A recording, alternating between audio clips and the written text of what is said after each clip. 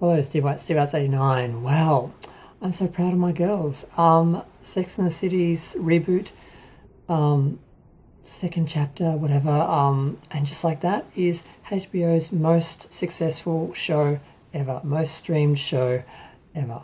Um, I'm just really proud of that as a fan. I watched every episode. I excitedly watched every episode each week, and so did a lot of other people.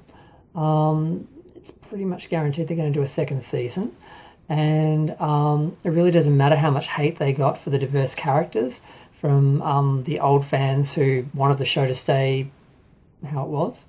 Um, we apparently angered or lost those fans. It didn't matter because it's still the biggest show HBO has ever had. So, who cares what they think?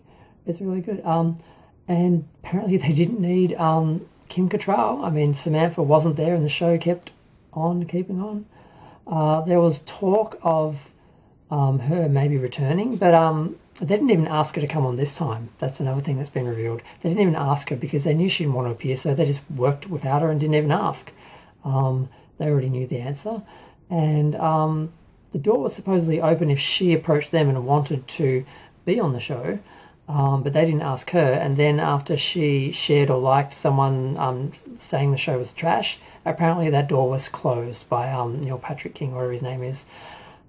So, bye girl, we don't need you. The ratings are doing quite well without you. So, I mean, I felt like the show had outgrown her because her character didn't grow. Her character was just stuck in her 20s, in her 40s and 50s, basically. I didn't really like that character. I liked that she grew in the series, but then she regressed and went back to what she was. And she said, this is what I am, and that's who I'm going to be for the rest of my life, basically, so long as I have, breath and I can kneel, that speech. And I just felt like that's not a real character. Like, real people really evolve and grow and change. And it was sad that she didn't see any more in that character, and she felt like, well, I've done that. There's nothing more for the character. That was disappointing on some level. But yeah, I wasn't sad to see her go. I think they spread the other characters too thin. There were too many new characters. They lost one character and replaced her with like 5. That was a bit much. They really should have just had one other sort of major character, maybe 2, and then other characters involved with the others, like Che being involved with Miranda, but not actually one of the girls. So I don't know. I just had to do a little victory video because I love the series. I'm a fan of the series. I've supported the series. I've done a bunch of videos saying how much I like it, even though I don't have a big following or anything. I've got a small amount of subscribers, but the point is, I'm supporting. I'm saying good things about the show. I'm part of that side of the argument because there's a whole bunch of haters. There are people just trashing the show, and they're not trashing it because it's bad. The show's great. They're trashing it because they're prejudiced against the new characters, and they don't want this show to, because this show was very white back in the day, like 26 years ago. But times have changed, the media has changed, and people who are intelligent and have evolved will change. These people haven't changed. They want it. They want the show to be back in the 90s, where it's all white people having very conventional heteronormative relationships, and that's not the world. That's not the world of today, and that wasn't even the world then. So those people can just stay where they were. We don't need you. We've got enough forward-thinking people who like quality, who are watching the show and enjoying it, and we don't need Samantha. We don't need Kim Cattrall. So I'm just really proud of the show because I'm a fan of it and I support it and always have. And I just wanted to brag as a fan that my show is, awesome and doing really well. So it's just nice because I'm a Star Trek fan, and the latest couple of Star Trek shows have been abysmal, and I've done nothing but call them out for all the flaws and faults and negative things, and it's just draining and tiring, and people say you're a hater and you just hate things, you want to be negative. Have I said a negative thing about this show? No, because it's great and I love it. I don't want to hate Star Trek. It just happens to be hideous at the moment, and that's just how that is. So I'm really happy to have something to talk about that I really love and I'm enjoying, like Superman and Lois. I'm loving and enjoying that. Every episode is great. I look forward to it. I enjoy it, and I love doing a video talking about how much I enjoyed it. Because why wouldn't you want to do that? I mean, I don't get money for trashing a show, like people who have built their whole channels on right-wing politics and trashing things, and they have to sit and look at every news situation and think, how do I spin that to the right so I can feed it to my base and get a bunch of views and get money? I don't do that. I don't have to do that. I don't want to do that. I do my YouTube videos just for my own enjoyment of talking about something I like, or protesting something I don't like in the case of Star Trek. But I do that because I honestly pray someone listens to me and it changes, not just because I enjoy being negative.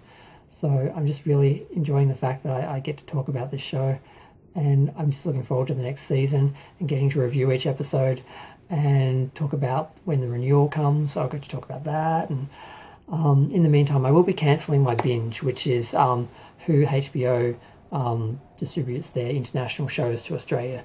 So that's how we see Sex and the City's Sex and the City. That's how we see, and Just Like That through binge. So I'll be cancelling them. I just renewed a week or so ago, so I've got 2 more weeks of it. So I will watch the show a couple more times, see if there's anything else on the service that I even like. I can't think of anything except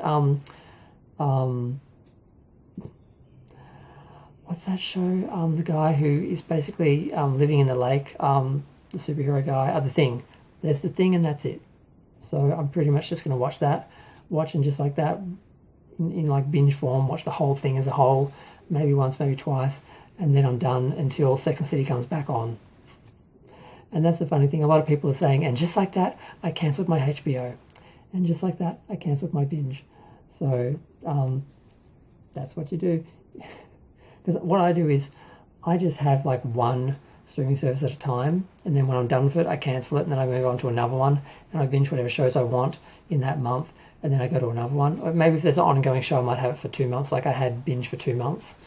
Or maybe it was 2 months, and I think was it 2 months? Yeah, it must be, because I think last week I renewed, so I've got like three more weeks, because it took 9 weeks to get through the episodes, so it was 2 months, and then 1 week of another month, but whatever. I'm just suggesting that's what you should do. Unless there are ongoing shows on a channel that you're enjoying, just pick and choose and show them that you're not going to be a slave, and you will basically watch what you want when you want and binge the shows, because I can wait for a show to have its whole run and then watch it all in one weekend. I don't need, a few exceptions. Twin Peaks, I watched every episode. The Return, I got streaming. I bought a Chromecast just to watch that show, and then Discovery afterwards because I didn't know what it was going to be. I thought it was going to be a new Star Trek show. So those, I couldn't imagine waiting for DVD or waiting for them to finish and then binging them. Just like and Just Like That, I couldn't have waited for that, and I paid and watched it every week. But other shows, I'll just wait till they're finished. I'll get it for a month, or if it's a new streaming service, I'll get like the 1 week or the 2 week free thing. Watch it, go away, and I don't pay till I come back for the second thing I want to watch on the channel. Because this whole use of streaming, making people, stuck where they, in order to see the shows, they have to pay this weekly fee instead of being able to buy a show like you could with DVD and Blu-ray. It's getting, I don't like the way it's going. I have my own library. I have thousands and tens of thousands of dollars worth of DVDs that I bought that I have my own library, and none of the new shows are coming out, with a few exceptions, and Just Like That and Superman and Lois. I can live without them. These shows I have to have them on DVD and Blu-ray, but aside from that, I can live without it. So I'm just rambling about streaming now, but I'm just so excited that the show is doing that well. I didn't realise it was doing that well. I'd heard so much criticism and so many people attacking it, and so many Facebook pages which are just all hating on it and insulting it, and people are just making their channels all about hating the show.